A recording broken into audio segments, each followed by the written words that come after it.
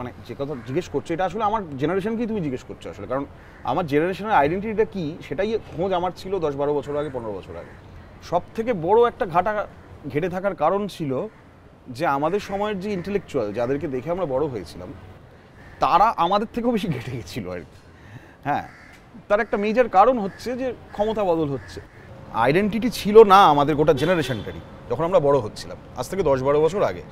এবং তোমরা আমাদের ঠিক আর কয়েক বছর পরে তোমরাও আমাদের রাস্তায় হাঁটছো এবং একইভাবে তোমরাও খুঁজছো, আমরাও খুঁজছিলাম। আমরা যখন বড় হচ্ছি, ধরো কবির সুমন, নবারুণ ভট্টাচার্য, সুমন মুখোপাধ্যায়, ব্রাত্য বসু, অঞ্জন দত্ত, হিরণ মিত্র, সঞ্জয় মুখোপাধ্যায়, এরা প্রত্যেকেই তো আমাদের বড় হবার কতগুলো মাইলস্টোন। কার্ল মার্কসের বইটা প্রথম লাইনটাই হচ্ছে change is the only constant thing, এবং এইটা নিয়েই এই পুঁজিবাদ বলো, কর্পোরেট বলো, সবাই কিন্তু এই যে পরিবর্তনই আসল অমোঘ নিয়ম, এটার মধ্যে দিয়ে হয়তো আমাদেরকে পিষে ফেলার একটা পরিকল্পনার মধ্যে রেখে দিয়েছে। আচ্ছা, এন্টায়ারলি আছে। আমার মনে হয় সেটা অনেক বেটার। এবার প্যারালালি হয়তো 4টে কাজ তাকে করতে হচ্ছে বা আর অন্যদের করতে হচ্ছে, কিন্তু আমার মনে হয় না যে আর ওল্ড মিডিয়াটা খুব বেশি দিন রান করবে। খবর কাগজই বলো, টেলিভিশনই বলো, অলরেডি একটা পড়তি স্যাটেলাইট নিউজ হয় বলে লোকে দেখে বা শোনে। ওই নিউজও কদিন পর অলরেডি সবাই পেয়ে যায় অনেক বছর ধরেই। কলকাতা কংক্রিটের জঙ্গল হয়ে গেলেও এখনো মন কেমন করা বিকেল আসে। খয়েরি দুপুরে ইচ্ছেরা সোনালি খামে স্বপ্ন ভর করে রাখে।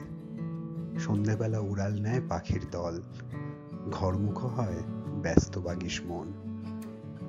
এই ধুলোবালির শহর, ক্রমাগত পাল্টে যেতে থাকা শহরে কোথাও হারিয়ে গেছে মিছিলের শহর, দাবি দাওয়া চাহিদার শহর। খুচরোর হ্যাঙ্গাম, ভাষার বিপর্যয়, নিত্য নৈমিত্তিক সমস্যার ভারে কেমন আছে আমার শহর। আমাদের এই খোঁজে তাই রাস্তায় চলতে থাকা প্রত্যেকটা গাড়ির হর্ন, মানুষের আসা যাওয়া ইত্যাদি ক্যাকোফোনি যেন চরিত্র হয়ে ওঠে। আর এই সব চরিত্র নিয়েই আমার শহর। নমস্কার, আটপৌরের নতুন একটি পর্বে আপনাদের স্বাগত। আজকে আমি দেবার্ঘ। আজকে আমাদের পর্বে যিনি অতিথি হয়ে এসছেন তার অনেকগুলো পরিচয়। তিনি একাধারে সাংবাদিক, লেখক, ইতিহাস চর্চা করেন, আর্কাইভ করেন তার সময়ের রাজনীতি, সমাজনীতি এবং শিল্পনীতি। আসুন আলাপ করা যাক দেবশিদার সাথে। তো যেটা দিয়ে শুরু করছিলাম যে তোমার তো অনেকগুলো পরিচয়।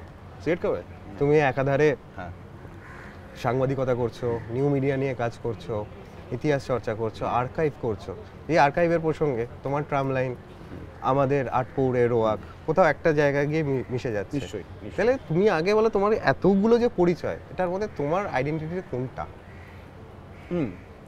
আসলে দেবার্ঘ, তুমি যে কথা জিজ্ঞেস করছো এটা আসলে আমার জেনারেশনকেই তুমি জিজ্ঞেস করছো আসলে, কারণ আমার জেনারেশনের আইডেন্টিটিটা কি সেটাই খোঁজ আমার ছিল 10-12 বছর আগে, 15 বছর আগে। এবং সেই খোঁজ করতে করতেই কিন্তু তুমি যা বললে সেগুলোর মধ্যে দিয়ে আমি হেঁটেছি এবং সেই রাস্তা দিয়ে তোমরাও হাঁটছো। আমি বলছি যে ধরো আমি যখন যাদবপুরে পড়াশোনা করতে গেলাম আর কি, হ্যাঁ, তখন একটা মুভমেন্ট হচ্ছে নন্দীগ্রাম সিঙ্গুরে এবং ওলট পালট হয়ে যাচ্ছে সব কিছু। এবং শুধু তাই নয়, তখন ডিজিটাল আসছে আস্তে আস্তে এবং এই অ্যানালগটা আস্তে আস্তে যাচ্ছে। প্রচলিত মিডিয়াগুলো বদলাচ্ছে, প্রচলিত রাজনীতিগুলো বদলাচ্ছে। এগুলো নিয়ে প্রচুর লেখালেখি বলাবলি হয়েছে, মানে আমিই বলেছি নানান জায়গাতে, আমি ওটা রিপিট করছি না। আমি যেটা ধরতে চাইছি যে একটা খুব ঘাটা সময় আমরা বড় হচ্ছিলাম। সব থেকে বড় একটা ঘেটে থাকার কারণ ছিল যে আমাদের সময়ের যে ইন্টেলেকচুয়াল যাদেরকে দেখে আমরা বড় হয়েছিলাম তারা আমাদের থেকেও বেশি ঘেটে গেছিলো আর কি। হ্যাঁ, তার একটা মেজর কারণ হচ্ছে যে ক্ষমতা বদল হচ্ছে এবং সেই সময় তারা, আমি পরবর্তীকালে এটা সুমন মুখোপাধ্যায়ের একটা বাক্যবন্ধ আমি ব্যবহার করছি যে ইন্টেলেকচুয়ালি ব্যাংক্রাফ্ট হয়ে যাওয়া আমাদের সময়, তার মধ্যে আমরা বড় হচ্ছিলাম যেখানে সম্পূর্ণ শূন্য। তো কেন বলছি যে ধরো মানে ইন্টেলেকচুয়ালি ব্যাংক্রাফ্ট একটা সময়, অন্ধকার একটা সময়। আমাদের স্কুল সবে শেষ করেছি আমরা, যাদবপুরে সবে ঢুকছি এবং সেই সময় সবকটা বদল হচ্ছে, রাজনৈতিক বদল, টেকনোলজিক্যাল বদল, মিডিয়ার বদল, বুদ্ধিজীবীদের অবস্থানের বদল। এতগুলো চেঞ্জের মধ্যে একটা জেনারেশন বড় হচ্ছে, তারা মিলেনিয়াল। আর সত্যি কথা বলতে কি, তখন না ইনস্টাগ্রাম, ফেসবুক বা এই ইউটিউব এগুলো এত অ্যাক্টিভ হয়নি। তখন আস্তে আস্তে আস্তে হয়েছে, 5-10-এ এসে গেছে, এগুলো হোয়াটসঅ্যাপ এসে গেছে, কিন্তু আস্তে আস্তে পাল্টাচ্ছে সময়টা, পরিসরে অতটা বড় করে পরিসরটা বড় হচ্ছে। তখন কেউ পডকাস্ট মানে শোনেনি, তখন কেউ জানে না ইউটিউবার কি, তখন ব্লগারটা জানে, ব্লগার এখনো ততটা জানে না।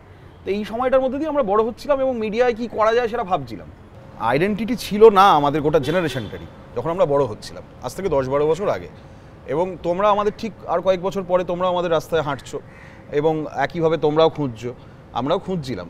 এটা নন্দীগ্রাম সিঙ্গুরের সময় যখন আমরা যাদবপুর ইউনিভার্সিটিতে পড়তে যাই এবং তার সাথে সাথে যেটা দেখতে থাকি যে চারপাশের যে অবস্থান, মানে রাজনীতির অবস্থান, বুদ্ধিজীবীদের অবস্থান, মিডিয়ার অবস্থান, এই সব কিছুই খুব র্যান্ডাম বদলে যাচ্ছে এবং নন্দীগ্রাম সিঙ্গুরের আন্দোলনটাকে ঘিরে অনেক কিছু ঘটছে।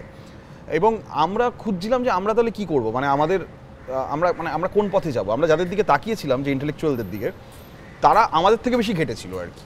আমরা তো ঘেটেছিলামই, তারা আমাদের থেকে বেশি ঘেটেছিল আর কি। হ্যাঁ, এবং তার ফলে আমরাও ঠিক বুঝতে পারছিলাম না যে আগামী 10-15 বছর কোন দিকে আমরা চলেছি। তখন হোয়াটসঅ্যাপ, ফেসবুক এসছে, সে এতটা সক্রিয় নয়। এই যে তুমি বললে পোর্টাল হচ্ছে, কিন্তু এতটা সক্রিয় নয় প্যান্ডেমিকের পরে যতটা সক্রিয়। বা ধরো ইউটিউবার বা ব্লগার, এগুলো এই যে আইডেন্টিটি হতে পারে, পেশা হতে পারে, আমরা কিন্তু তখনও জানতাম না, আমরা সত্যি জানতাম না। এইরকম একটা অদ্ভুত কনফিউজড সময়, ঘাটা সময় আমরা বড় হচ্ছিলাম এবং হতে হতে আমরা আমাদের আইডেন্টিটিই খুঁজছিলাম, যেটা তুমি বললে।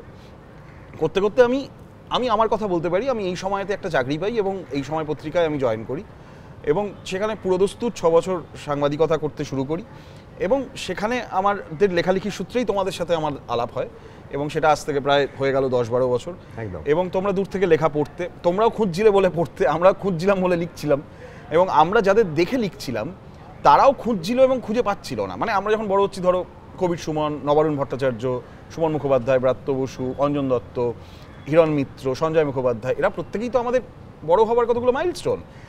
এবার আমরা বুঝতে পারছিলাম যে ওরাও আসলে খুব সন্দিহান, ওরাও খুঁজছে, ওরাও রাস্তা ভাবছে কি করা যায়, হোয়াট টু ডু। এবং আশ্চর্য এটা দেবার্ঘ, আমরা কখনো ভাবিনি বড় হতে হতে হতে হতে কিন্তু তাদের সাথে আমাদেরও একটা সময়ের পরে আবার দেখা হচ্ছে, কারণ তারাও খুঁজছে, আমরাও খুঁজছি। এবং আমাদের একইভাবে তোমাদের সাথে যেমন আজকে কথাটা হচ্ছে, ওদের সাথে আমাদের এই কথোপকথন জারি শুরু হয়ে গেছিলো এবং সেটা কখনো বই আকারে প্রকাশ পেয়েছে, কখনো খবরের কাগজে প্রকাশ পেয়েছে, কখনো ফিল্মে প্রকাশ পেয়েছে, কখনো অডিও ভিজুয়ালে প্রকাশ পেয়েছে, এখন হয়তো পোর্টালে আমরা প্রকাশ করছি। আমরা কখনো 12 পার্বণ একটা পারফরমেটিভ স্পেসে একটা করেছি, একটা ক্যাফেকে ঘিরে। তো আমরা কিন্তু ইন আ ওয়ে সবকটা মাধ্যমে হাতড়ে বেড়াচ্ছি, কারণ আমাদের সময় নির্দিষ্ট কোনো একটা মাধ্যম নেই। একদম। ধরো কবির সুমন যেভাবে গানের কথা বলছে বা ঋত্বিক ঘটক যেভাবে সিনেমার কথা বলছে, একটা প্রজন্ম বা দুটো প্রজন্ম কেঁপে উঠছে, তাদের ওটাই মাধ্যম হয়ে যাচ্ছে। আমাদের সামনে সেটা ছিল না সেভাবে, ফলত আমাদের সবকটা মাধ্যমেই সব রকমভাবে ঘুরে বেড়াতে হচ্ছে এবং এইভাবে একটা দামাডোলের সময়, একটা ঘাটা সময়ের মধ্যে দিয়ে আমরা আইডেন্টিটি খুঁজতে খুঁজতে এগোচ্ছি। বেশ, তাহলে এইগুলো নিয়ে তো আসবোই। ফিরে যেতে চাইছি তোমার ছোটবেলাটায়, মানে যে তুমি কি স্কুলেও কি তুমি একদমই এরকম সিরিয়াস ছিলে, নাকি না ব্যাট বল নিয়ে, উইকেট নিয়ে তুমি ছুটে যেতে? একটা মজা হতো, সেটা হচ্ছে আমার নাম যেহেতু দেবর্ষী বন্দ্যোপাধ্যায়, তো আমার বন্ধুরা জ্যোতির্বাগ বয়েজে আমি এইচএস পাস করি যখন, আমার বন্ধুরা বলতো যে 3 বন্দ্যোপাধ্যায়ের পরে আরেকটা বন্দ্যোপাধ্যায়ের পরে যোগ হতে যাচ্ছে আর কি। হ্যাঁ, এবার এইটা বলতো তার একটা মেজর কারণ হচ্ছে যে স্বাভাবিকভাবেই আমি তার কোনো দিক নির্দেশ ছোটবেলা থেকে কোথাও একটা ফুটে ছিল। ছোটবেলা বলবো না, ওটা তো ধরো 11-12 যে বয়সটায় থাকে মানুষ, তার আগের যে বয়সটা, সেই বয়সটাতে আর 5 জনের মতোই আমার একটা ছোটবেলা ছিল। সেখানে হিন্দি গান ছিল, সেখানে ফুটবল খেলা ছিল, সেখানে বাদরামো ছিল, সেখানে ছোটবেলার প্রেম ছিল, হ্যাঁ, এভরিথিং। এবং আমাদের জেনারেশন তো সেই জেনারেশন যারা মিলেনিয়াল। হ্যাঁ, তারা তারা তারা অঞ্জন সুমনকে ছোটবেলায়, সুমনকে পরে অঞ্জনের গান শুনে ফেলেছে ছোটবেলায়। হ্যাঁ, তারপরে তারা আস্তে আস্তে হিন্দি সিনেমা দেখছে, বড় হচ্ছে। এবং মিলেনিয়ালদের পরেই যে এখন আলফা বা তারপরে এই জেনারেশনগুলো এসছে, জেনজি এসছে, আমরা তো তখনও মিলেনিয়াল পুরোটাই। হিন্দি একটা আবহ চারপাশে, বম্বে সিনেমা, বম্বের গান, একদম স্কুল, হ্যাঁ, বাঁদরামো। আমাদের বাবা মারা খুব সাধারণ মধ্যবিত্ত একটা পরিবারে আমরা বড় হচ্ছি। আমাদের পাড়াটা মধ্যবিত্ত পাড়া, যে পাড়াগুলো নেই, হ্যাঁ, যে পাড়ার আটপৌড়ে লোডশেডিং নেই, যে পাড়ার মধ্যবিত্ত আবহগুলো আর নেই সেভাবে, সেই পাড়াগুলো আমরা যেভাবে বড় হচ্ছি, সবাই যেভাবে আমরা বড় হয়েছি। এবং পরবর্তীকালে আমার খুব মনে পড়ছে সবুজ মুখোপাধ্যায়, আমাদের সময় খুব ইন্টারেস্টিং একজন লেখক, ওর একটা বইতে এরকম এই সময়টার খুব সুন্দর ডকুমেন্টেশন। এখন 90s নিয়ে অনেকেই কাজ করছে, অনেকে, অনিন্দদার ছবিটা, এবার ওইটার মধ্যে আমরা বড় হয়েছিলাম। এবং বাংলা ব্যান্ড আসছে, আমরা গ্রুপ থিয়েটার দেখিনি পাড়ায় পাড়ায়, বাংলা ব্যান্ড দেখছি, আমরাও বাংলা ব্যান্ড করছি। আমাদের একটা কলেজে ব্যান্ড ছিল খরগোশ বলে, আমরা অন্যরকম গান বাজনা লিখতাম এবং সেখানেও গিটার বাজিয়ে গান গাইতাম। এবং তারপরে যাদবপুরে আসার পর থেকে ডেফিনেটলি এই আইডেন্টিটিটা আরও সক্রিয় হলো। বাবা মা ডেফিনেটলি লেখালেখি গান বাজনার মধ্যে ছিলেন, তাদের পেশা ওটা ছিল না, কিন্তু ছিলেন। এবং সেই পরিবেশে আমি যে পাড়ায় বড় হয়েছি, সেখানে জেঠুদের একটা রাজনৈতিক আন্দোলন ছিল মাঠকে বাঁচানোর। তো এইগুলোর আমি সেখানে ছোটোবেলায় সুমন নবারুণকে চিনি না, কিন্তু দেখতে পাচ্ছি, মহাশ্বেতাকে দেখছি, ফলে ইনাভে এইগুলোর মধ্যে আমরা বড় হচ্ছি, বুঝতে পারছো তো? মানে আমরা চাই বা না চাই, আজ এবার তারপরে কলেজে এসে এটা একটা শিলমোহর পড়ছে, যখন সুমনকে গাইতে শুনছি, নন্দীগ্রাম সিংহ দেখছি, আরে এগুলোর সাথে তো আমার একটা কানেকশন আছে ছোটোবেলার, এবং সেটা তো শিল্পের মধ্যে দিয়েই আছে। আমি পড়তেও এসেছি শিল্প সাহিত্য নিয়ে, সিনেমা নিয়ে, ফলে সব কিছুর মধ্যে দিয়ে আমি তো বড় হয়েছি একভাবে, আমি তো এগুলো চিনি। এগুলো কলা মন্দিরের সুমনটা আমার কাছে খুব নতুন কিছু নয়, অনেকের কাছে খুব নতুন, আমার কাছে নয়, কারণ আমি তো এটা ছোটোবেলায় এরকম আন্দোলনের ঘটনার মধ্যে বড় হয়েছি।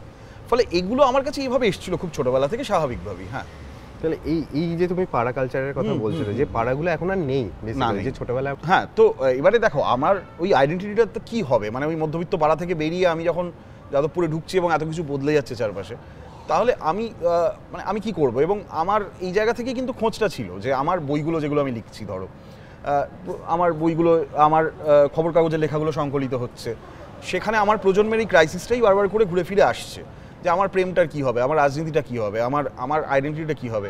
এবং এই কনফিউশনটা আমার প্রজন্মের পরে বুঝতে পেরেছি, কারণ আমার মতো করেই আরও যাদের সাথে তুমি কথা বলছো, ইন্টারভিউ নিচ্ছ, তারাও কেউ গান লিখছে, কেউ সিনেমা বানাচ্ছে, হ্যাঁ, তারা সকলেই এই ক্রাইসিসের মধ্যে দিয়ে যাচ্ছে বলে তাদের ছবিগুলো ওই ধরনের হচ্ছে বা গানগুলো ওই ধরনের হচ্ছে, এবং সেটা যাদবপুরের সময় থেকেই হচ্ছে। আমাদের বন্ধুরা, যা তুমি বললে হুটখোলা কবিতারা, বা এরা প্রত্যেকেই তো আমাদের সময় আমরা একসাথে পড়াশোনা করছিলাম, যাদবপুরে বন্ধুবান্ধব ছিলাম। এবার এই ক্রাইসিসগুলো ঘুরে ফিরে আসছে। আমার বইগুলো পরবর্তীকালে হাঁটতে হাঁটতে যা যা দেখেছি, বা ভালোবাসাগুলো সেলিব্রিটি হয়ে গেছে, বা সুভদ্র লুম্পেনদের জন্য, বা পরবর্তীকালে ধরো লালদা থেকে শুরু করে অঞ্জনদা থেকে শুরু করে প্রত্যেকের সাথে এখন ছবির কাজ করছি। তোমার ওই বইটা হাঁটতে হাঁটতে যা যা দেখেছিলাম, প্রথম বই যেটা ছিল, তার মধ্যে খুব সরলভাবে তখন আহত ভীষণ, মানে তখনও রাস্তা দেখতেই পাচ্ছি না, তখন একদম কলেজ থেকে বেরিয়ে একটা কর্পোরেট কালচারে ঢুকে গেছি। হ্যাঁ, মানে আক্রান্ত আর কি করবো বুঝতে পারছি না, মানে একদম আক্রান্ত। মানে একটা এসি যন্ত্রের মধ্যে ঢুকিয়ে দিয়েছে কেউ, হ্যাঁ, ব্লেডগুলো কাটছে, হ্যাঁ, একটা পায়রা ঢুকে গেছে আর কি, আর তার শান্তিগুলো কেটে যাচ্ছে, এরকম একটা অবস্থা, ডানাপাড়া ঝাট পাচ্ছে। এরকম একটা সময় দাঁড়িয়ে আমাদের খোঁজটা ছিল। এবার তখন আমরা তারপর বুঝলাম যে আমাদের প্রেমগুলো আসলে ভেঙে যাচ্ছে। আমরা যে বুঝলাম যে আচ্ছা আমাদের বাড়িতে অসম্ভব ঝামেলা সবারই, আমরা বুঝলাম যে আচ্ছা আমাদের শহর বদলাতে হতে পারে, আচ্ছা আমাদের চাকরিগুলো ছাড়তে হতে পারে, আচ্ছা এগুলো তার মানে কোনোটাই কনস্ট্যান্ট নয়। 2014-15 সালে এসে দেখলাম পুরো রাজ্যটাই সরকারই বদলে গেল সারা। আমি দেখলাম যে শিল্পীদের যে রাজনৈতিক অবস্থা ছিল সেগুলোও বদলে গেল। তাহলে হচ্ছে যে কনস্ট্যান্টটা কি, মানে কিছুই তো কনস্ট্যান্ট দেখতে পাচ্ছি না চারপাশে। যা কিছু কনস্ট্যান্ট ভাবছিলাম সেই তিমি মাছের পিঠের মতো, দেখলাম যে ওটা আইল্যান্ড না, ওটা তিমি মাছের পিঠ ছিল, ওটা ডুবে গেছে। হ্যাঁ, আমরা জলে ভাবছিলাম একটা দ্বীপের মধ্যে আমরা দাঁড়িয়ে আছি, ওটা নয়, এটা তিমি মাছের পিঠ। এই প্রসঙ্গে একটা কথা মনে পড়লো, যে কার্ল মার্কসকে নিয়ে এত কথা হয়। কার্ল মার্কসের বইটার প্রথম লাইনটাই হচ্ছে change is the only constant thing, এবং এইটা নিয়েই এই পুঁজিবাদ বলো, কর্পোরেট বলো, সবাই কিন্তু এই যে পরিবর্তনই আসল অমোঘ নিয়ম, এটার মধ্যে দিয়ে হয়তো আমাদেরকে পিষে ফেলার একটা পরিকল্পনার মধ্যে রেখে দিয়েছে। আছে, এন্টায়ারলি আছে, এবং একদমই। এবং সেখানে দেখো, আমি আবারও বলছি, এখনো এত কিছুর মধ্যে আমরা এখন বড় হচ্ছে না, মধ্যবিত্ত পাড়া ছিল, আমাদের বাবা মাদের একটা সুস্থ সম্পর্ক ছিল, আমাদের একটা সুস্থ জেঠু জেঠিমা ছিল, হ্যাঁ, রাজনীতি ছিল, তাদের মধ্যে আমরা কিন্তু কিছু ফান্ডামেন্টাল, একটা কবির সুমনের গান ছিল, নবারুণ ভট্টাচার্যের লেখা ছিল, কিছু ফান্ডামেন্টাল পিলার ছিল, যেটা কিন্তু আর 6-7 বছরের মধ্যে ভেঙে চুরমার হয়ে গেল। পরের যে জেনারেশন এলো, জেনজি, তাদের সামনে কিছুই নেই। যতটুকু আমাদের সামনে টিম করে চলছিল, তাদের সামনে সেটাও নেই। তাদের কাছে বোধহয় এই মুহূর্তে দাঁড়িয়ে আজকের দিনে আজকের রাত 12টা অবধি আমার জীবনটা, সেখানে আমাকে যা যা করার, যেভাবে বাঁচার, সেটা আমাকে 12টা অবধিও না, আগামী 1 ঘন্টা, 1 ঘন্টার মধ্যে যা হবে সেটা 1 ঘন্টায়, তারপরে ভুলে যাব। এই যে একটা অদ্ভুত সময় আমরা এলো, যেটার সাথে কোনোভাবে আর কেউ রিলেট করতে পারছি না আমরা কেউ। যা হবে এখনই হবে, এই মুহূর্তেই হবে। এবারে দেখো, বাবাদের সময় হয়তো গুলিটা চলছিল রাস্তায়, নকশাল আন্দোলনে। আমাদের সময় গুলিটা কোথায় চললো? অনেক বেশি আমাদের ভেতরে, সাইকোলজিক্যালি। আমরা কিন্তু অনেক বেশি সাইকোলজি, ক্লিনিক্যালি পেশেন্ট হিসেবে আমরা সবাই কাউন্সেলিং করতে যাচ্ছি, আমরা সবাই ডিপ্রেশনের ওষুধ খাচ্ছি। একটা অদ্ভুত সময় তৈরি হলো। এবং আমি থাইল্যান্ড বলবো না, আমাদের সময়টা একটা খুব চকচকে থাইল্যান্ড হিসেবে আমার মনে হলো আমার চারপাশটাকে, যে থাইল্যান্ড, ফিলিপিন্স, এই যে সময় জায়গাগুলো, রাজনীতিগুলো, যে একটা অদ্ভুত ভাষা কিছুই নেই ওদের, সবটাই ভাসমান, গ্রে। আমার কলকাতাটাকে আমার সেরকম লাগছিল। আমি ফিরে গেলাম আমার বড় হওয়ার আইকনদের কাছে। আমি সুমন মুখোপাধ্যায়ের কাছে বম্বেতে কাজ করতে গেলাম, আমি তার সাথে অ্যাসিস্ট করা শুরু করলাম, তার সাথে একটা বই আমাদের পাবলিশ হলো, একাধিক বই পাবলিশ হলো। তার পরবর্তীকালে ধরো এক করে তার সেই সুবাদে অঞ্জন দত্তর সাথে, তার এক করে ব্রাত্য বসুর সাথে, আরও হিরণ মিত্র, সঞ্জয় মুখোপাধ্যায়ের সাথে এক করে বই পাবলিশ হলো। সঞ্জয়দার কথা বিশেষ করে বলবো, আমার মাস্টারমশাই সঞ্জয়দা আমাকে নানান ছাড়পত্র দিয়েছে। প্রথম নিউ মিডিয়ার কাজ ওকে নিয়ে আমি শুরু করি, ফেসবুক পেজ দিয়ে এই জিনিসটা, নিউ মিডিয়া নিয়ে কাজ শুরু করতে। কারণ আমরা বুঝতে পারছিলাম যে 17-18 সাল থেকে না একটা চেঞ্জ আসছে। আমরা তখন প্যান্ডেমিক জানি না, কিন্তু বুঝতে পারছিলাম একটা চেঞ্জ আসছে। এবং সেটা কেন বুঝতে পারছিলাম জানি না, কারণ 5-6 বছর আমাদেরও চাকরি হয়ে গেছে কাগজে, খবর কাগজে, বুঝতে পারছিলাম এটা ঠিক ওয়ার্ক করছে না। কী হবে এরপরে আমরা জানি না, কেউই জানে না, ইনফ্যাক্ট সবাই কনফিউজ হচ্ছিল নানাভাবে। সিনেমাগুলো রান করছে না ভালো করে, বাজার নেই, হ্যাঁ, কাগজগুলো পড়ছে না লোকে, কিন্তু মাঝে মাঝে আবার দেখছি ডিজিটালি জিনিসপত্র আবার ডেভেলপ করছে। এই করতে করতে আমরা দেখলাম তখন আমরাও নিউ মিডিয়া প্র্যাকটিস করছি, সব শুনছি টার্মগুলো, নিউ মিডিয়া বলে একটা বস্তু আসছে, বম্বেতে কিছু চ্যানেল এসছে অনলাইন ডিজিটাল, হ্যাঁ, কিন্তু কলকাতায় তখনও সেভাবে আসেনি, হইচই ফইচই তো সিনেই নেই। 17-18 খুব খুব খুব কনফিউজড একটা সময়। কিন্তু আমরা চেষ্টা করছিলাম, আমাদের সাথে এই সিনিয়ররা, টিচাররা, আমাদের আর্টিস্টরা যারা সিনিয়র, তারা আমাদের সেই জায়গাটা দিচ্ছিল, যাদের কথা বললাম, এবং তারা আমাদের বইপত্র প্রকাশ করতে দিচ্ছিল, তারা ভাবছিল, তারা সিনেমায় আমাদের কাজ করতে দিচ্ছিল, আমাদের সংবাদপত্রগুলো আমরা লেখালেখি করছিলাম, কিন্তু আমরা রাস্তা খুঁজছিলাম। করতে করতে প্যান্ডেমিকটা চলে এলো, এবং প্যান্ডেমিক আসার পর আমরা বুঝতে পারলাম যে আমরা এটা ভাবছিলাম সেটা এবারে ঘটতে চলেছে, অর্থাৎ ডিজিটালটাই এবার মেন হয়ে যাচ্ছে। হ্যাঁ, এবং আমরা তখন বুঝতে পারলাম যে আজকে সন্ধ্যেবেলা ডিজিটাল নেটওয়ার্কে নেই, যে আজকে ধরো পডকাস্ট করছে না বা কোনোভাবে কোনো একটা অনলাইন ডিসকাশনে নেই, তার কোনো অস্তিত্বই আর নেই। সে যত বড় মিডিয়ার লোকই হোক, যত পয়সাওয়ালা লোকই হোক, যত ইনফ্লুয়েন্সিয়াল লোকই হোক। এবং এইভাবে করতে করতে কিন্তু আমি দেখলাম সবাই, পুরো পৃথিবীটা তারপর শিফট করে গেল ডিজিটালি। এবং আমাদের একটা মোক্ষম সুবিধে হলো, এবং একটা টার্ম তখন এই কথাটা উঠছিল বারবার করে, যে যে যে যে ফেসবুক যার আছে আর ফেসবুক যার নেই, ফেসবুক হ্যাভ আর ফেসবুক হ্যাভ নট। হ্যাঁ, এরকম একটা কথা বারবার উঠছিল। এখানে ধরো জিজেকি বোধহয় বলছিল কথাটা। হ্যাঁ, ঠিক, যে আজ থেকে 10-15 বছর আগেও কি 20 বছর আগেও যারা ধরো এই ধরনের একটা সমাজে পাল্টা একটা স্রোতের মধ্যে দিয়ে যাচ্ছে বা পাল্টা একটা চিন্তা ভাবনা করার জায়গায় রয়েছে, তারা তাদের মতন করে লিখছে বা তাদের কণ্ঠ রাখছে, তাদের তো সেই সময়ে যেগুলো মেন মিডিয়া, মানে আজকের দিনে যেগুলো অবসলিট হয়ে যাচ্ছে, মানে পেপার বা পত্রিকা, সেখানে হয়তো সবসময় তাদেরকে পাওয়াও যাচ্ছে না, কিন্তু তারা থাকছেন, তাদেরকে যাদের খুঁজে পাওয়ার তারা কিন্তু খুঁজে পেয়ে যাচ্ছি আমরা।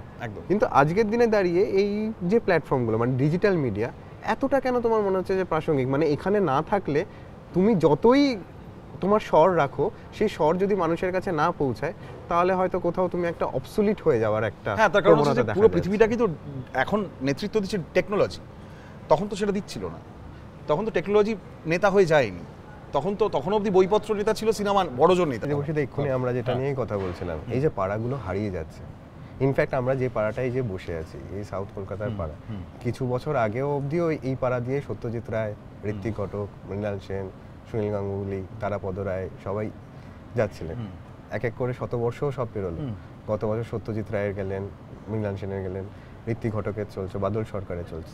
এই মানুষগুলোর কাজ আজকের দিনে দাঁড়িয়ে কতটা রিলিভেন্ট, কতটা প্রাসঙ্গিক বলে তোমার মনে হয়? না, তুমি যে প্রশ্নটা করলে, যে এর আগের জেনারেশনে তো অল্টারনেটিভদের জন্য, যারা বিকল্প মানুষ, তাদের জন্য তো আলাদা একটা জায়গা ছিল, এই জেনারেশনে তো সেটা নেই। তুমি যেটা বলছো, যেটা আমাদের নেই আসলে, আমরা যে রাস্তাটা খুঁজছিলাম, যেটার কথা হচ্ছিল আর কি। হ্যাঁ, আসলে এটা এই সময়টার সমস্যা, মানে এই সময়টা ঘেটে গেছে, তো মানে সব দিক থেকে ঘেটে গেছে, এটা আমরা কথা বলছিলাম। ফলে দাঁড়ানোর জায়গাটা কার কিভাবে হবে কেউ জানে না। ফলে সবাই, কেউ ব্লগের মধ্যে দিয়ে, কেউ নানান মাধ্যমের পডকাস্টের মধ্যে দিয়ে, কেউ নানানভাবে সেটা খুঁজে চলেছে, সিনেমায়, লেখালেখিতে, গ্রাফিক নভেলে, নানান নতুন নতুন ফর্মে। কেউ জানে না কিন্তু যে কি হবে, আমরা কোন দিকে চলেছি। ধরো আমরা যখন বড় হচ্ছিলাম, আমি জাস্ট তোমার উত্তরটায় আসছি, কিউ যখন গান্ডু বানালো, ধরো, হ্যাঁ, মানে কিউ একটা গান্ডু বানিয়ে একটা নতুন কিছু করলো আর কি। হ্যাঁ, তো কি ছবিটা কি হলো না, সেন্সরশিপ না নিয়ে বার্লিন ফিল্ম ফেস্টিভ্যালে চলে গেল, খুব নতুন একটা ব্যাপার ছিল আমাদের কাছে। আবার যখন ধরো আমাদের সময়, যখন আমরা দেখছি যে এত পডকাস্ট, এই যে তুমি এটা শ্যুট করছো, তুমি অল্টারনেটিভ লোকদের খুঁজে খুঁজে বের করে তোমার মতো, কারণ তুমি যখন বড় হচ্ছিলে, তুমি দেখেছো কলকাতা টিভি হয়তো এটা করছে, মানে এরকম ধরনের কিছু অনুষ্ঠান করছে, বা ধরো তারা চ্যানেল করছে, হ্যাঁ, ভাষাবন্ধন বলে একটা ম্যাগাজিন হতো। একদম, এই যে ছোট ছোট ইনফরমেশনগুলো ছিল সেই সময়, যখন তুমি আবার নতুন করে তোমার মতো করে বা আমি আমার মতো করে খুঁজছি, আমরা নতুন করে একটা, এবার আমাদের সমস্যাটা হয়ে গেল যে আমাদের সময়টা এতটাই ঘেটে গেল টেকনোলজিক্যালি, ইডিওলজিক্যালি, সব দিক থেকে, পলিটিক্যালি, আমাদের আর আলাদা করে ডান বাম বলে কিছু, অল্টারনেটিভ মেইনস্ট্রিম বলে কিছু নেই, আর পুরো ঘেটে ঘুটে চব্য হয়ে গেছে। আমাদের মধ্যে একটাই মন্ত্র, ক্রেডিট কার্ড। না, আমি বলছি সেটাও নয়, মানে ক্রেডিট কার্ড দিলে, মানে অল্টারনেটিভ জায়গা বলে আর কিছু নেই, টোটালি নেই। মানে তুমি আজকে কলকাতায়, তুমি দিল্লিতে থাকতে হচ্ছে তোমায়, তুমি কলকাতা থাকতে পারছো না। মানে এই যে আমি যেটা বলছিলাম, যে আমাদের সমস্ত ফাউন্ডেশনগুলোই ভেঙে যাচ্ছে, শহর, প্রেম, রাজনীতি, এভরিথিং ক্ল্যাশ। এবার ধরো 70 দশকেও ক্ল্যাশ করেছে, তোমার প্রশ্নে যাচ্ছি, কিন্তু 70 দশকে ধরো অঞ্জনদার সাথে কথা বললে তুমি দেখবে, বা নবারুণদার সাথে কথা বলে আমরা দেখতাম যে একটা কোথাও গিয়ে তাদের একটা ধরার জায়গা ছিল। কারা? বাদল সরকার, তারা কারা? ঋত্বিক ঘটক, একটা ফাউন্ডেশন ছিল অল্টারনেটিভ। আমাদের সামনে তো সেটাও নেই, সব ভগবানরাই মৃত, ঠিক, সব ভগবানরা মৃত। তাহলে আমাদের কি করবো আমরা জানি না, আমরা আমাদের রাস্তা খুঁজছি, তুমি এটার মধ্যে দিয়ে খুঁজছো, আমরা আমাদের এই কাজগুলো যেগুলো বললাম সেগুলোর মধ্যে দিয়ে খুঁজছি। এবং আমার যেটা মনে হয় যে এই পোর্টালটার মধ্যে দিয়ে তুমি করছো, আমি আমার পোর্টালের মধ্যে দিয়ে করছি ট্রাম লাইন, আমার মনে হয় যে ধরো এই প্রত্যেকটা চেষ্টা না একসাথে মিলে একটা আইল্যান্ড তৈরি করবে আর কি আস্তে আস্তে, আমার যেটা মনে হয়। এবং সেখানে একটা ফিনান্সও তার একটা থাকবে, আছে তার একটা ফিনান্সও আছে, যেমন অল্টারনেটিভ সিনেমার একটা ফিনান্স আছে, অল্টারনেটিভ লিটারেচারের একটা ফিনান্স আছে, এই অল্টারনেটিভ এই যে ডিজিটাল মাধ্যমগুলো তারও একটা ফিনান্স কিন্তু আছে। হ্যাঁ, এবারে তুমি বলতে পারো যে সেটা কি, তার শর্তটা কি হবে, সে যে মানে আমাদের কাজকর্মে আমরা যেভাবে কাজ করতে চাইছি একজন ফিনান্স এসে যে ঢালবে, সে তার শর্ত সাপেক্ষ ছাড়া কিন্তু ঢালছে অলরেডি, মানে কিন্তু এবং তার জন্য এতগুলো ছেলে মেয়ে সার্ভাইভ করছে। তুমি তোমার প্রশ্নটা হচ্ছে যে সেটা কি যথেষ্ট? আমি বলবো না, কারণ আমরা কেউই শুধু এটা করে বেঁচে থাকতে পারছি না, আমাদের প্যারালালি আরো কাজ করতে হচ্ছে, সেটা করতে হবে। আর যদি তুমি শুধু এটা করেই বেঁচে থাকতে চাও তাহলে আমাদের সময় ধরো অনেক দা ওয়াল বলেছে পোর্টালটা, বা এরকম ডাক বাংলা লাইভ এরা তো সব মেইন স্ট্রিম হয়ে গেছে। হ্যাঁ, এরা বড় পোর্টাল, এরা মেইন স্ট্রিম হয়ে গেছে। কিন্তু তুমি কি তোমার পোর্টালটাকে সেদিকে দেখতে চাও, বা আমি দেখতে চাই নাকি না আমরা ওটাকে অল্টারনেটিভ জায়গায় রাখতে চাই? ফলে আমাদের জায়গাটা কিন্তু অনেক বেশি ডেমোক্রেটিক হয়ে গেছে, সে অর্থে আমরা কিন্তু খুব ডেমোক্রেটিক একটা জায়গা পাচ্ছি, সে অর্থে সো কল্ড ডেমোক্রেসি। হ্যাঁ, এটা অনুমোদিত, কিন্তু এটা স্বাধীনতা আছে। হ্যাঁ, কিন্তু আবার এটাও সত্যি যে এইটা করে শুধুমাত্র তুমি বাঁচতে পারবে না। আজকে ধরো অল্টারনেটিভ লিটারেচার যারা করেছে তারাও ধরো শুধুমাত্র কি সন্দীপন চাটুর্যে সে লেখালেখি করে বেঁচে থেকেছে তা তো নয়, কর্পোরেশনে চাকরি করতো। হ্যাঁ, বা যাদের কথাই তুমি বলছো, শক্তি চাটুর্যে সে আনন্দবাজারে চাকরি করতো। হ্যাঁ, এবারে কথা শতবর্ষের যে কনটেক্সটটা তুমি বললে, শতবর্ষ এসে গেছে, শতবর্ষ এক এক করে সব পেরোচ্ছে। এবার দেখো, শতবর্ষ উদযাপনও আমরা করছি, আমরা প্রত্যেকেই হয়তো তার পার্ট। মৃণাল সেনকে নিয়ে একটা ছবি অঞ্জনদা বানালো, তার ভেতরে আমি ঢুকে গেলাম, অজস্র কাজ বাদল সরকার মৃণাল সেনকে নিয়ে বা ঋতিক ঘটককে নিয়ে তার আমরা পার্ট হয়ে যাচ্ছি। তোমরা করছো রোয়াকে, ঋতিক ঘটককে নিয়ে ট্রামলাইনও করেছে, সবই হচ্ছে। কিন্তু কি জানো তো, আমার কোথাওটা কি মনে হচ্ছে ব্যাপারটা একটা দূরত্বই রাখছে, একটা এলিয়েনেশনই কিন্তু রেখে দিচ্ছে, আমরা কানেক্ট করতে পারছি না সরাসরি, তোমার আমার মতো করে কথা বলতে পারছি না। কারণ শতবর্ষ এদের পরে কাদের শতবর্ষ করবে বাঙালি? শতবর্ষ করারই তো কেউ থাকছে না, সেই ফিগারই তো নেই। অনেক নাম বলা যায়, কিন্তু তারা কি কেউ এই লেভেলের এই লেভেলের তারা কাজ করছে? সত্যজিৎ রায়, ঋত্বিক ঘটকদের মতো কি তাদের স্ট্রাচার? এবার এটা বললেই লোকে মারবে, না কেন এত কিছু হচ্ছে, তোমার কি চোখে পড়ছে না? এই তো এত বিদেশে ফিল্ম ফেস্টিভ্যালে যাচ্ছে, এই তো এত কিছু ছবি হচ্ছে, এত অস্কার পাচ্ছে, এই হচ্ছে। কিন্তু আমার মনে হয় শতবর্ষ যে স্ট্যান্ডার্ড, যে স্ট্রাচার, সেটাই আর এক্সিস্ট করবে কতটা, আমার ধারণা সেটাই প্রশ্ন। ফলে ডেফিনেটলি এটা একটা প্রশ্ন তুমি যেটা বললে, সেটা যে শতবর্ষে আমরা কি করছি, আমরা উদযাপনই করছি, পুজোই করছি আমার ধারণা, এবং তার মধ্যে দিয়ে কিছু বিক্রি বাটা হচ্ছে, ব্যবসা হচ্ছে। এবার সেটা হয়তো খানিকটা এই জন্যও বটে, আমরা হয়তো যেভাবে কানেক্ট করতে পারি বা সেই মানুষগুলোর থেকে আমরা যেভাবে জিনিসপত্রগুলো নিচ্ছি, কোথাও দিনের শেষে আমাদের এই সমস্ত কাজগুলো তো আগামী প্রজন্মে যদি একটা মানুষও যদি কেউ খুঁজে পাওয়ার চেষ্টা করে বা দেখার চেষ্টা করে, সেই কারণেই তো ডকুমেন্ট করে রাখা। কিন্তু একটা বড় অংশের মানুষের কাছে হয়তো সেই নামগুলোকে হয়তো আমরা কোথাও পৌঁছে দেওয়ার জন্য চেষ্টা করছি, হয়তো যে তারা হয়তো সেই নামগুলো দেখে, হ্যাঁ এই মানুষগুলো হয়তো ছিলেন কিছু বছর আগে, বা তারা এইভাবে ভাবনা চিন্তা করতেন, এই কাজকর্মগুলো করে গেছেন। সেই পরিসরটা আজকে একটা জিনিস যখন বড় হচ্ছে, তার সামনে তো আমরা শক্তি চট্টোপাধ্যায়কে রাখতে পারছি না, তাকে তো আমরা মৃণাল সেন দিতে পারছি না। সে তো কোথাও একটা কোরিয়ান সিরিজে সে যতটা বেশি কানেক্ট করতে পারছে, সে তো একটা মৃণাল সেনের সিনেমা দেখে সে তো কানেক্ট করতে পারছে না। এটা তো আজ থেকে 10 বছর 15 বছর আগেও আমরা যখন একটা ইংরেজি সিনেমা দেখছি বা একটা হলিউডের সিনেমার সাথে আমাদের যখন পরিচয় হচ্ছে, তার সাথে তো আমরা বাংলার এই কাজকর্মগুলোও দেখছি, কিন্তু আমাদের কোথাও সেই ওই সিনেমার ভাষাগত ব্যবধান ছাড়া অন্য কোনোভাবে তো অসুবিধা হয়নি যে ওটাও একটা সিনেমা, এটাও একটা সিনেমা। কিন্তু আজকের দিনে কোথাও দাঁড়িয়ে when it comes to only Bangla, যখন এটা শুধুমাত্র বাংলা হয়ে যাচ্ছে, সেখানে কোথাও মনে হচ্ছে যে বাংলা ছেলেপুলেরাই সবার আগে দূরে চলে যাচ্ছে, বাকি তো আসছে না। এটা একটা ক্রাইসিস। দেখো, এটা আমাদের সময় দাঁড়িয়ে এটা সত্যি একটা ক্রাইসিস। আমরা মাইনরিটি, সোজা কথা, আমরা কেউ মেজরিটি নই। আমরা যারা এইগুলো করছি তারা মাইনরিটি ধরে নিতে হবে। তাদের সামনে কিন্তু কেউ দাঁড়িয়ে নেই যে ওয়াটারশেড দেবে, কোনোভাবে আর্থিক বা স্বাচ্ছন্দ্য দেবে বা কোনো রকম সাপোর্ট দেবে। ফলে আমাদের ক্ষেত্রটা আমাদের নিজেদেরই করতে হচ্ছে। তুমি যেভাবে করছো এই কাজটা, এইভাবেই আমাদের রাস্তা খুঁজে। কিন্তু আবার এটাও বিশ্বাস জাগে, দেখো আজকে ধরো আমি যখন লিখছিলাম, তোমাদের সাথে আমার যোগাযোগ হবে আমি তো জানতাম না, কিন্তু যোগাযোগটা হয়েছে। আবার তোমরা যখন কাজটা করছো, তোমরাও জানতে না তোমাদের এক ডাকে অতগুলো সিনিয়র মানুষ সেদিন চলে আসবে, হিরণদা, সঞ্জয়দা, সবাই এসছেন। ফলে সবাই না কোথাও একটা খুঁজছে, এটা আমার কাছে ভালো লাগে। অ্যাটলিস্ট আমরা ভাঙচুরের মধ্যে আছি, আমরা হয়তো কি বলবো পড়তি একটা সময়ের মধ্যে আছি, আমরা হয়তো ভোগে যাওয়া একটা সময়ের মধ্যে আছি, ঘেটে যাওয়া একটা সময়ের মধ্যে আছি, কিন্তু আবার অ্যাট দ্য সেম টাইম চারটে ছেলে মিলে এইটা করারও একটা উত্তেজনা কোথাও পাচ্ছে। সেই কমফর্টটাও তাদের নেই যে তারা তারা এটা তারা তারা তারা জীবনেই যথেষ্ট ভালো আছে। ফলে একটা কোথাও গিয়ে তাগিদটাও তারা পাচ্ছে যে আমরা একসাথে মিলে কিছুটা খুঁজি, চলো মানে অ্যাটলিস্ট একটা কিছু করার চেষ্টা করি। এবং সেইটা আমাদের নেই বলেই তো আজকে তো ঋত্বিকবাবু বা মৃণালবাবু বা বাদল সরকার এটা তো ছিল না, বেসিক্যালি ওদের ছিল না। কিন্তু মানে ওরা কিন্তু দেশভাগ পরবর্তী একটা প্রজন্ম, দেশভাগের প্রজন্ম, যাদের কিছুই ছিল না কিন্তু, ঠিক হ্যাঁ একদম শূন্য, জিরো, মাইনাস। মানে বাকি ইতিহাসের চরিত্রটা বলছে যে বেঁচে থেকে কি করব। সে যখন ওই রোমের ইতিহাস থেকে শুরু করে তৎকালীন যে সময়ে বাকি ইতিহাস লেখা হচ্ছে সেই সময় যে রাজনৈতিক হত্যা ষড়যন্ত্র হচ্ছে সেগুলোর এক একটা করে যখন নিদর্শন রাখছে, রেখে বলছে যে তুমি কেন বেঁচে আছো। হ্যাঁ, কেন বেঁচে আছো। এবং আমি তো বলছি যে মানে ওদের প্রত্যেকেরই এই সার্ভাইভাল, এই যে ধরো এক্সিস্টেনশিয়াল ক্রাইসিসটা, এটা দিয়ে সবাই গেছে। কিন্তু আমি আবারও বলছি যে আমার কাছে এটুকুই আসার যে আমরা যদি ধরো এই কাজগুলো করে যেতে পারি, তার প্যারালালি আমরা যদি একটা ছোট করে নিজেদের কমিউনিটি বিল্ড আপ করতে পারি, যেভাবে যাদের কথা বললাম, ধরো যে কিউ একটা আর্ট স্পেস করেছে আমি যতদূর জানি, হ্যাঁ, বা প্রত্যেকেই যে যার মতো করে কমিউনিটিগুলো, যেমন চন্দ্রবিন্দু আমাদের সময় খুব পপুলার ব্যান্ড, ঠিক তারা এখনও তাদের মতো করে ছোট ছোট করে একটা ছেলেমেয়েদের নিয়ে, নতুন ছেলেমেয়েদের নিয়ে কাজ করে যাচ্ছে। প্রত্যেকে কিন্তু দে আর ডুইং সামথিং, যেটা কিন্তু অঞ্জনদা, যাদের কথা বললাম, লালদা, প্রত্যেকেই কিন্তু যখন এরা নতুন ইন্টারেস্টিং ছেলেকে পায় বা মেয়েকে পায়, তারা কিন্তু হাত বাড়িয়ে দেয়। আমাদের যে কজন সিনিয়রকে আমরা দেখেছি, কিরণদা, সঞ্জয়দা তো বটেই, তারা কিন্তু পাশে এসে দাঁড়ায়, তারা হাত বাড়িয়ে দেয়। এখনও তারা তো আমাদের জ্যাঠা দাদুর বয়স, হ্যাঁ সে অর্থে দেখতে গেলে অনেক বয়স, তার মাঝখানে তো 60-এর দশক 70-এর দশক, আমরা হচ্ছি মিলানিয়াল, হ্যাঁ মাঝে তো এতগুলো দশক, কিন্তু আমাদের মধ্যে এই কমিউনিকেশনটা কিন্তু রয়েছে, ব্রিজটা কিন্তু রয়েছে।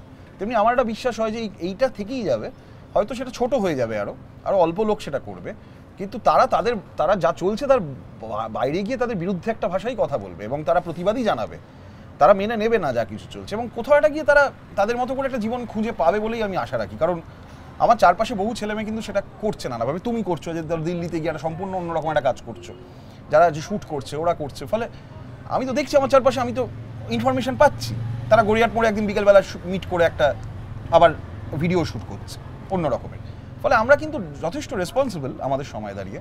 ফলে আমি আশা করি যে আমরা পুরোটাই ভাট বকবো না, মানে আমাদের একটা কোথাও গিয়ে একটা লক্ষ্য আছে যেদিকে আমরা এগিয়ে যাচ্ছি, এই কাজগুলো দিয়ে, এই পোর্টাল দিয়ে, এইভাবে হয়তো পডকাস্ট দিয়ে আমরা সেখানে পৌঁছাবো। দেবশিতা, তুমি তোমার লেখায় একটা শব্দ খুব বেশি করে ব্যবহার করো, যেটা আমারও খুব পছন্দের, ডিস্টোপিয়া। আমাদের এই সময়টাও তো একটা ডিস্টোপিয়ান সময়ের মধ্যে আমরা ঘেটে মানে বসবাস করছি। তোমার মনে হয় এই যে আমরা দুটো ছেলে মিলে বসে আজকে সন্ধ্যাবেলায় যে ভাষায় কথা বলছি, আর সেই ভাষাগত যে সন্ত্রাস লাস্ট 3-4 মাস ধরে রাজনীতিগতভাবে বা এসআইআর এর নাম ধরে যেভাবে হচ্ছে, যে বাংলা ভাষায় কথা বললেই সবার প্রথমে তাকে একটা এক কোণায় করে দেওয়া হচ্ছে, বা বাংলা ভাষায় কথা বললেই তাকে সবার আগে একটা ভিনদেশি বলে দাগিয়ে দেওয়া হচ্ছে, বাংলাদেশি। আজ থেকে 2-3 বছর পর তোমার মনে হয় বাংলা ভাষাটা থাকবে এরকম ভাবে, যেখানে অলরেডি রেডিওতে বন্ধ হয়ে গেছে? না দেখো, ভাষা তো হাজার হাজার বছরের একটা ইতিহাস আছে এবং মাঝে অনেক অন্ধকার যুগ ফুক গেছে ইতিহাসে। সে ভাষা দেখো মানে অত সহজে ভাষা মরবে না, আমার মনে হয় ভাষা থাকবে তার মতো করে। তবে প্রবলেম তুমি যেটা বলছো আরও বাড়বে, এবং তার মধ্যে তার মূল কারণ রাজনীতি এবং অর্থনীতি, মানে হবেই, মানে অনেক অনেক সমস্যা হবে, আরও বাড়বে। কিন্তু আবার এটাও সত্যি, মানে আমি বলছি যে এগেন মানে আমাদের একটা হাজার হাজার বছরের ইতিহাস আছে তো বাংলা ভাষার, বাংলা সংস্কৃতির। ফলে আমি এটাও বিশ্বাস করি যে বাংলাদেশের, আমি এটা বিশ্বাস করি যে এর মধ্যে থেকে যাদের করার তারা তাদের মতো করে কাজ করে যাবে, যাদের সাথে যাদের যোগাযোগ হওয়ার তাদের যোগাযোগ হবে। সংকট আছে জানো তো, মানে আমি বলছি খুব সহজ নয়। একটু আগেই কথা হচ্ছিল, ও আমায় জিজ্ঞেস করছিল যে সত্যি কি একটা কাজ করে আমাদের সময় আমাদের জেনারেশন সার্ভাইভ করতে পারবে? আমার মনে হয় না, আমরা কেউ সেটা করছি না, আমরা মাল্টিটাস্কিং করছি। কারণ একটা কাজ করে সেই 8 টাকা আমাদের রোজগার করা সম্ভব নয়, একটা চাকরি করেও নয় কখনো কখনো, আমাদের মিডিয়া এইসবে। ফলে আমাদের মাল্টিটাস্ক করতে হবে, দরকার হলে এন্টারপ্রেনিউর হতে হবে, হ্যাঁ উদ্যোগ নিতে হবে, টাকা জোগাড় করতে হবে, মানুষ জোগাড় করতে হবে, হ্যাঁ অনেক দায়িত্ব নিতে পারতে হবে। দেখো আমরা একটু আগে ঋত্বিক ঘটক, বাদল সরকারদের কথা বলছিলাম, তারা কি করেছেন? তারা প্রডিউসারের থেকে টাকা নিয়ে তারা সাধারণ মানুষকে নিয়ে অ্যাক্টিং ওই লেভেলের কাজ তারা করে গেছে ওই অসুবিধার মধ্যে, এবং সেগুলো সারা পৃথিবী সেলিব্রেট করেছে। ফলে এটা তো করেছে, ইতিহাসেই করেছে মানুষ। তাদের কি সহজ ছিল জার্নিটা? না তো, তাহলে মুখে রক্ত তুলে মরতে হতো না আর কি। কিন্তু সেই ক্ষেত্রে সেখানে কখনো মনে হয়েছে যে তাদের হয়তো অর্থনীতিগত দিক দিয়ে বা অন্যান্য অনেক দিক থেকে হয়তো তারা হয়তো অনেক পিছিয়ে ছিল বা অনেক কিছু ছিল না, কিন্তু তারা যে ইন্টেলেকচুয়াল শ্রেণীটা থেকে বিলং করতো, তারা যেটা বলতো, তারা ভাবতো, সেটা যে পয়সাটা ঢালছে সেই মানুষটা তাদের গুরুত্ব দিত। আজকে না, কিন্তু জানো না, কিন্তু তুমি দেখবো ভালো করে ওরা কিভাবে প্রডিউসার জোগাড় করেছে, এগুলো মজার মজার গল্প আছে সেসব নিয়ে। তুমি যেটা বলছো একটা সম্মান পরবর্তীকালে সত্যজিৎ বাবু পেয়েছেন বা এগুলো হয়েছে, কিন্তু তাদের জীবনগুলো না দুর্বিষহ আর কি, মানে খুব সহজ ছিল না। সে তো বটে, টাকা পয়সা রোজগার করা, তাদের প্রডিউসারকে ডেকে আনা, এবং তারা যেভাবে কাজগুলো করেছেন খুব কঠিন, মানে এবং তার পাশাপাশি তুমি যদি বলো যে রাজনৈতিকভাবে তো দেশভাগ হচ্ছে, তাদের সামনে দেশভাগ হচ্ছে, আমাদেরও একটা দেশভাগ আমরা এসআর এর নামে দেখছি, এনআরসির নামে দেখছি, এটা অন্য রকমের দেশভাগ। কিন্তু ওই যে রাজনীতির কথা বলছো, মানে সত্যজিৎ রায় তখন সরকারি গ্রান্টে হীরক রাজার দেশের মতন একটা সিনেমা বানাচ্ছে, সরকারের বিরুদ্ধের মতের একটা সিনেমা। কিন্তু তোমার কি মনে হয় আজকের দিনে যদি সত্যজিৎ রায় যদি চাইতেন হীরক রাজার দেশ কি বানাতে পারতেন, বা যদি বানিয়েও ফেলতেন, তাহলে কি সেটাকে কি রিলিজ করতে দেওয়া হতো, সেই জায়গাটা কি থাকতো? দেখো সত্যজিৎ বাবুর ছবিটা এটা ঠিকই যে খুবই রাজনৈতিক ছবি, কিন্তু ওটা ডেটেড ছবি নয়। হ্যাঁ, এবার ডেটেড ছবি না, ওটা তুমি যে কোনো সরকারের আমলেই দেখাতে পারো, এবং ওটা বুদ্ধদেব বাবুর সাহায্য ছিল, তথ্য সম্প্রচার দপ্তর সেই জন্য টাকা দিয়েছিল, বুদ্ধদেব ভট্টাচার্য আর কি। হ্যাঁ, এবার এটা বোঝাই যাচ্ছে এটা ঠিকই যে সেই ভদ্র সময় এটা নয়, কিন্তু এটাও সত্যি যে মানে ব্ল্যাক ফ্রাইডের মতো মুভি তো আজকের দিনে চাইলে তো আরেকটা কি বানানো যেত না, সম্ভব নয়, হয়তো কঠিন, হয়তো বলছি তো মানে সম্ভব নয়, কিন্তু আবার এর মধ্যে দাঁড়িয়ে কাজ কি হচ্ছে না হচ্ছে, তো অনেক কিছু কিন্তু হয়েও যাচ্ছে আবার প্যারালালি। তা ঠিক, হ্যাঁ, প্রত্যেক দিন হচ্ছে, এবং যেগুলো নিয়ে আমরা অস্থির হয়ে যাচ্ছি, এমন কিছু পোস্ট আমরা পড়ছি, অনেক বেশি পরিমাণে পড়ছি পার ডে। হয়তো একটা হীরক রাজার দেশে তুমি পার ডে হয়তো 10টা ওই ধরনের কন্টেন্ট তুমি পাচ্ছ, আর সেগুলো ব্যানও হয়ে যাচ্ছে, সেগুলোকে ধরে হয়তো চাপকানো হচ্ছে। আজকে ধরো রোদ্দুর রায়কে নিয়ে যেটা হলো, এটা ভেরি ইন্টারেস্টিং না, যে লাস্ট সে অর্থে মিডিয়ার দিক থেকে একজন লোককে অত্যাচারিত হতে হলো, সেটা রোদ্দুর রায়। ঠিক। এবার রোদ্দুর কি করলো, রোদ্দুর যে কাজটা করছিল তারপরে কি ওকে আটকানো গেল, তো এখনো খিস্তি করে যাচ্ছে। তো আমি বলছি যে ধরো আজকে আমাদের নেতারা যারা চুরি করছে একের পর এক কোটি কোটি টাকা, জেলে ঢুকছে, বেরোচ্ছে, আবার বেরিয়ে তারা সগর্বে তাদের বিবাহ বহির্ভূত সম্পর্ক নিয়ে গলা চড়িয়ে কথা বলছে, তো এই পুরো সময়টাকে তুমি কিভাবে দেখবে? মানে এটা খুব সুস্থ সময় কি? অ্যাট অল অ্যাবনর্মাল সময়, তো ঠিকই তাই, অ্যাবনর্মাল সময়, সব কিছুই অ্যাবনর্মাল। মানে এখানে পাখি চক্রে যদি কেউ একটা মাঝখান দিয়ে কিছু একটা রোদ্দুর রায় বা 10টা রোদ্দুর রায় বেরিয়ে আসে, অবাক হওয়ার কিছু নেই, সে তার কাজ করে বেরিয়ে যাবে, কেউ ধরতে পারবে বা পারবে না, কেউ বুঝতে পারবে বা পারবে না, কারণ পুরোটাই এক্সপোজড একটা জায়গা, পুরোটাই করাপশন এক্সপোজড একটা জায়গা। হ্যাঁ, পুরো ব্যাপারটাই ঘাটা আর কি। ফলে এখন ওই মানে আমি বলছি তো, মানে কে অপরাধী আর কি অপরাধী নয়, এটাই মানে গা উজাড় হয়ে যাবে বুঝতে গিয়ে, কারণ পুরো ব্যাপারটা ঘেটে গেছে তো।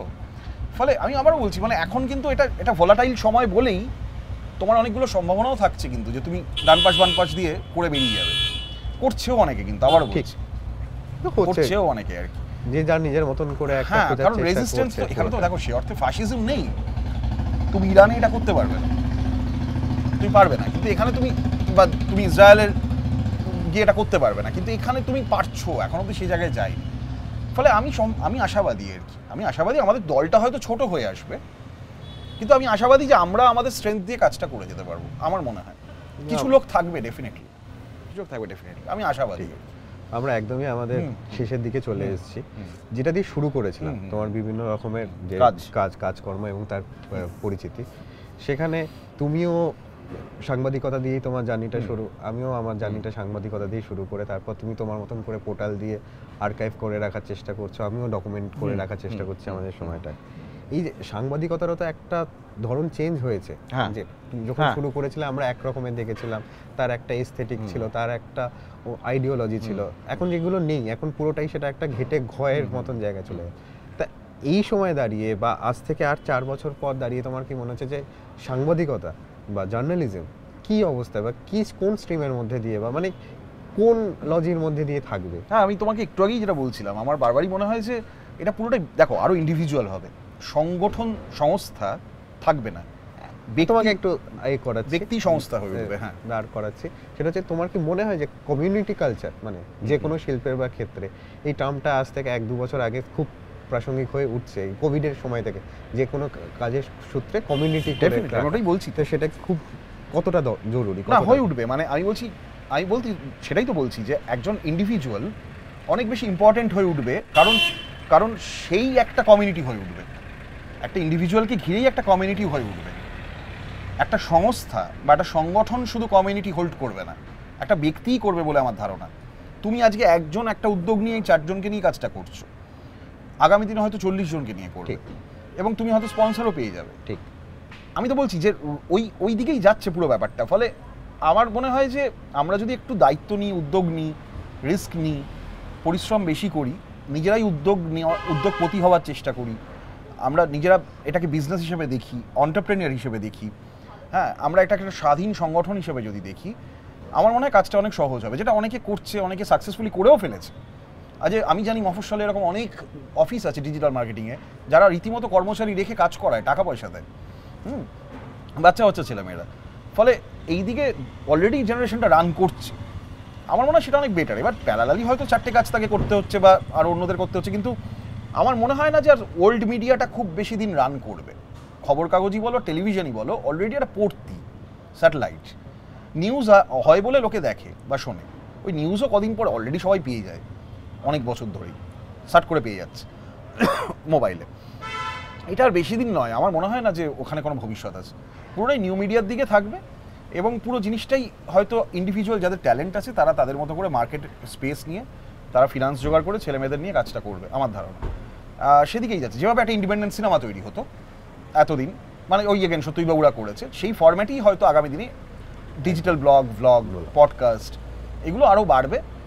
আগামী 5 বছর পরে আমি পডকাস্ট বলে কিছু হয়তো পোস্ট পডকাস্ট অলরেডি এসে গেছে, হ্যাঁ, মানে সো কল্ড কনভেনশনগুলো ভেঙে ভেঙে রাস্তায় লোকজন কথা বলছে, করছে। তো 5 বছর পরে তুমি যদি বলো টেলিভিশন চ্যানেলও দেখছি না, খবর কাগজও দেখছি না, আমি নিউ মিডিয়াই দেখছি এবং ব্লগ, পডকাস্ট এগুলোই দেখছি, পোর্টাল এগুলোই দেখছি। একদম শেষে চলে এসেছি। হ্যাঁ, এবার আমাদের আর্ট পৌড়ে দর্শকদের জন্য যদি কিছু বলা থাকে যে আর্ট পৌড়ে কি আমার মনে হয় যে হ্যাঁ, দেবার্ঘ এবং গৌরব ওদেরকে আমি বহু বছর ধরে, মানে আমি একটা খুব ইন্টারেস্টিং ভাবে দেখেছি। ওদের মধ্যে একটা গুণ আছে, সেটা হলো আমার মনে হয়েছে, সেটা হলো ওরা না খুব ভালো অবজারভার। ওরা দূর থেকে খোঁজ রাখে কোথায় কি হচ্ছে, কি কোন দিকে যাওয়া উচিত, কোন দিকে সময়টা যাচ্ছে, কারা নিয়ে যাচ্ছে। মানে প্রচুর ভোলাটাইল একটা সময়ের মধ্যে, ঘাটা একটা সময়ের মধ্যেও 2-4 জনকে যখন দেখা যায় পরের জেনারেশনে, যারা কোথাও গিয়ে চিনতে পারছে আমাদের সাথে মিলছে তাদের ভাবনা, খুব আশা জাগে। এবং সেই আশার জায়গা থেকে আজকে ওরা আরও 2 জন বন্ধুকে নিয়ে এসছে। আবির আর প্রদীপ্তর সাথেও আজকে আলাপ হলো, আরও 2 জন বন্ধুর সাথে আলাপ হলো। আমার এইটুকুই আশার জায়গা যে আজকে আর্ট পৌড়ে যেভাবে কাজগুলো শুরু করেছে, অরুণ মুখোপাধ্যায়ের কাছে ওরা গেছে, বিভাস চক্রবর্তীর কাছে গেছে, কোনো দরকার ছিল না, ওদের যা বয়স এবং ওদের যা বয়স বিস্তর ব্যবধান, 90 বছর আর ওদের বোধহয় 30 হবে। তো এই যে দায়িত্বের বোধের জায়গাটা, সেই বোধ এইটাই বলে দেয় যে ওরা কোন দিকে যেতে চাইছে এবং কি করতে চাইছে আগামী দিনে। এবং আমি আশা করবো ওদের কাছে যে ওরা সেই দিকেই যাবে যেখানে আমাদের রাস্তায় আমাদের একসাথেই আমরা হাতে হাত ধরে সবাই হাঁটতে পারবো, এই বিকল্প সংস্কৃতি যেটা নিয়ে এতক্ষণ কথা হলো সেটুকু নিয়ে। ফলে আর্ট পৌড়ে দীর্ঘজীবী হোক এবং আমি চাইবো আমাদের এই বিকল্প সংস্কৃতি, বিকল্প সমাজনীতি নিয়ে আমরা যেন এই কথাগুলো জারি রাখতে পারি। কারণ এই কথাগুলোর পরিসরই ও যেটা বলছিল কমে আসছে, এই সাউন্ডগুলোই কমে আসছে, এই ভাইব্রেশনগুলোকে বাঁচিয়ে রাখাটা খুব দরকার। কারণ আমাদের আগের জেনারেশন চলে যাচ্ছে প্রায় এক করে, আমরা এই ট্রানজিশনটার মধ্যে বড় হচ্ছি। ফলে আমাদের এই কথাগুলো বারবার বলে যাওয়াটা খুব দরকার আছে আমাদের বেঁচে থাকার জন্য। এটুকুই আর্ট পৌড়ের কাছে আমার প্রত্যাশা। নমস্কার, আজকের পর্ব এখানেই শেষ। ধন্যবাদ।